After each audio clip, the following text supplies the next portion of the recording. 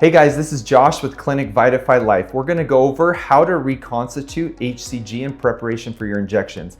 The brand name for HCG is Pregnyl, and once it has been properly reconstituted or mixed, we do need to store it in the refrigerator. And so I actually like to keep the box intact and not just rip it apart when you're opening it up the first time. Personally, just because I like to leave the medication inside the box, inside the refrigerator. Now inside the box, there's gonna be two different vials. One is the bacteriostatic water that you're gonna use to mix the HCG powder in this vial, the second one. And they do come pre-sterilized, but we're going to use an alcohol wipe and wipe the tops here in just a second anyway.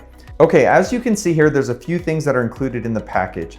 So first off, these are the needles and syringes that you'll use for the actual subcutaneous shot when you administer the injection for the HCG. We're gonna put that aside because we're gonna show how to do a sub-Q shot in a separate tutorial video. But to reconstitute the HCG, we need the 10 milliliter vial.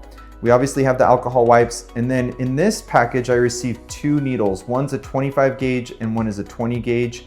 We're gonna use the 20 gauge to draw and reconstitute the HCG.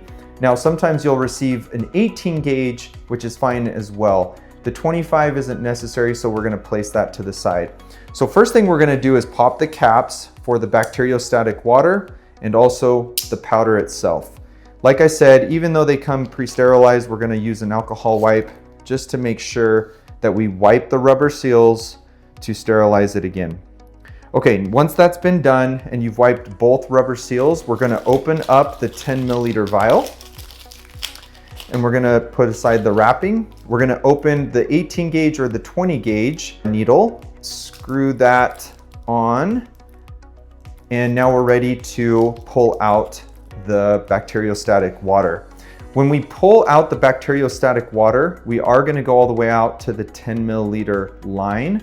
However, we want to put a little bit of air inside of the syringe out to about the 4 or 5 milliliter line because it's pressurized, and that's gonna help us to pull out the liquid into the syringe.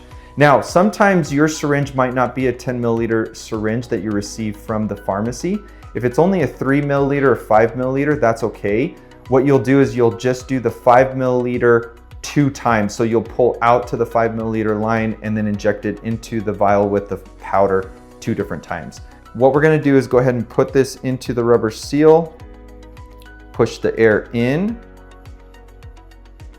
and you'll see it's gonna just pull out the liquid. See, there it goes right there. Pulls it out without me doing anything. And so I'm gonna pull all the way out to the 10 milliliter line. There we go. There's a bubble, so I'm just gonna try and tip it upside down to get more of the liquid inside. Let the bubbles go to the top. And sometimes you just have to finesse it a little bit. So now I have it to the 10 milliliter line, and I'm gonna just pull out of the vial. I'm gonna put that to the side. Now that I have 10 milliliters of the bacteriostatic water, now I'm going to put it inside of the vial with the powder, and I'm going to press down. Now, as you notice, as I press down, there's going to be pressure. And so I want to push down and let some of the air up. Push down, let some of the air up. Push down,